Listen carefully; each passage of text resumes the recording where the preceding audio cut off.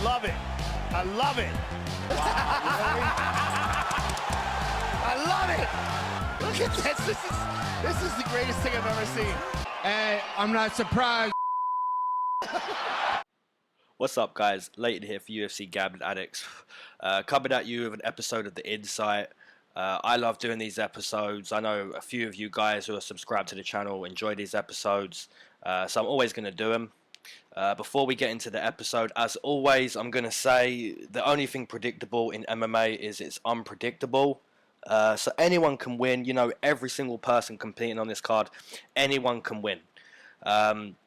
So yeah, as always, I'm going to start with my underdogs. Now, as always, you know, these are my underdogs. I'm not telling anyone these specific underdogs are going to win. Like I just said, anyone can win. No one's right, no one's wrong until fight night, and until we get to that fight, then we see who's right and wrong. So, as always, if you disagree with these, that's cool. Always do your own research and take your own opinion. Acknowledge others, but always stick with your own opinion. Now, if you was taking these underdogs before and you hear them come up, then maybe it's a double confirmation that you do want to take these underdogs. Either way, I enjoy doing these episodes, so let's get into it. The underdogs. I'm going to give you 3 underdogs, and these are my personal underdogs that I'm leaning towards. Those 3 names are Chris Gutierrez, Humberto Bandenet, and Poliana Viana. Now, let's start with Chris.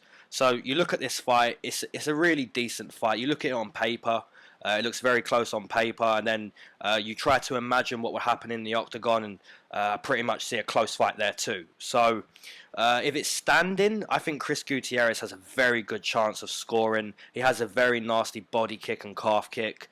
I think, you know, as far as kickboxing goes, Chris Gutierrez should be able to have a decent performance there. But then it gets a little bit tricky because Freitas really controlled the grappling against Colares in his debut. So if Freitas implements that same style where he's looking for takedowns and he's kickboxing, then it could get a little bit tricky on the scorecards. But at plus 110, I like Chris Gutierrez there. Okay, moving on to Humberto Bandenet. You know, this is a really, really close fight on paper again. You look at Luis Gregori's opponent's records, and it's just terrible. You look at the competition he's fought, and it is not good enough.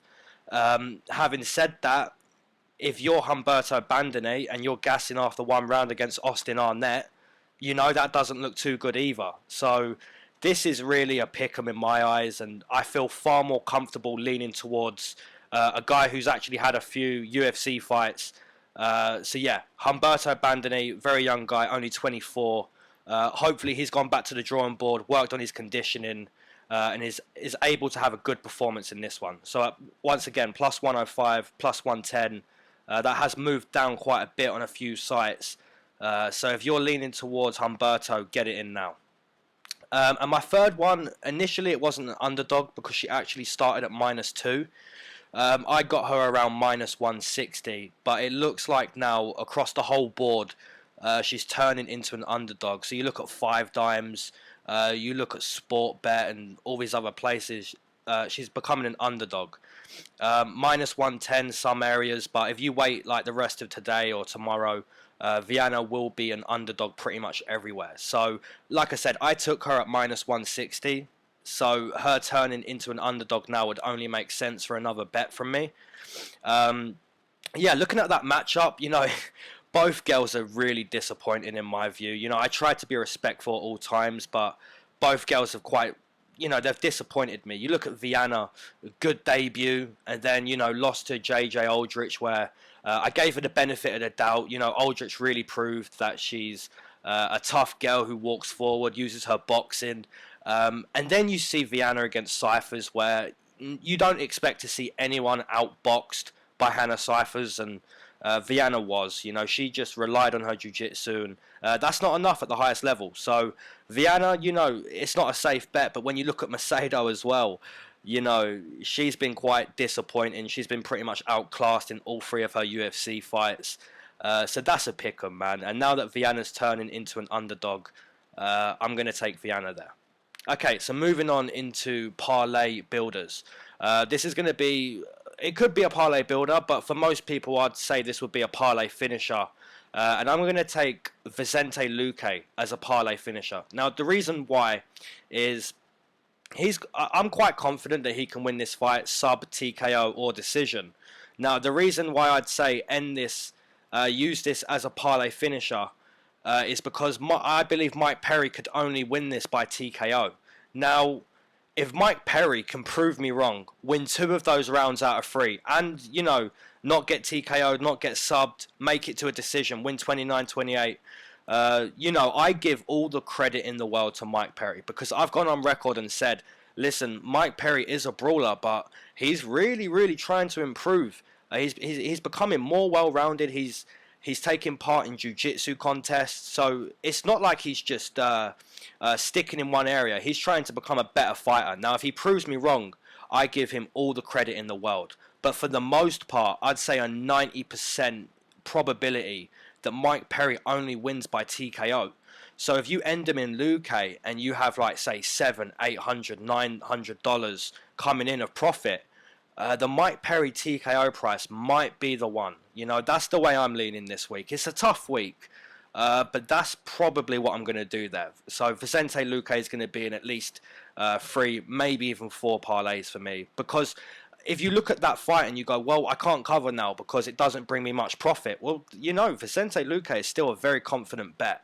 So, yeah, for anyone who is thinking Luque gets this done, there's more information on how you could make Luque a stronger bet and make all of your bets more strong, because then you could cover with Perry. Obviously, if you only agree with this, if you think Mike Perry wins a decision, just skip past this bit. But that's the way I'm personally leaning. Okay, so most confident pick for this weekend. You know, I could cop out. We could all cop out and say Valentina. Well, 95% of us could say Valentina. So if you said to me, listen, gun to your head, pick the most confident, there's no doubt I'm picking Valentina. But there's not a gun to my head, and I'm not a cop out, so I'm going to give you another pick. I'm going to pick my most confident this weekend to be Rodolfo Vieira. I think that guy is a jiu-jitsu wizard. He looks extremely good when it comes to body-to-body contact. He just knows where to put what to do. And his takedowns as well, man. He clamps up the leg, and it's already clamped before it's hit the mat. He looks very, very good when it comes to jiu-jitsu. Now, if Oscar is able to keep it on the feet the whole time, I'd say he wins the fight, obviously. But, you know, you look at the fight against GM3, he was very tired after that first round. GM3 got the takedown and got the sub. So I think Vieira can do the same thing here. I think if it goes past the 5th minute mark, Oscar's going to find it very hard. Vieira gets the sub. Okay, guys. So, yeah, I appreciate you all. This has been the Insight Breakdown. I love doing these episodes, as I said at the start, as I said at the middle. And as always, man, I'll catch you in the comments. Peace.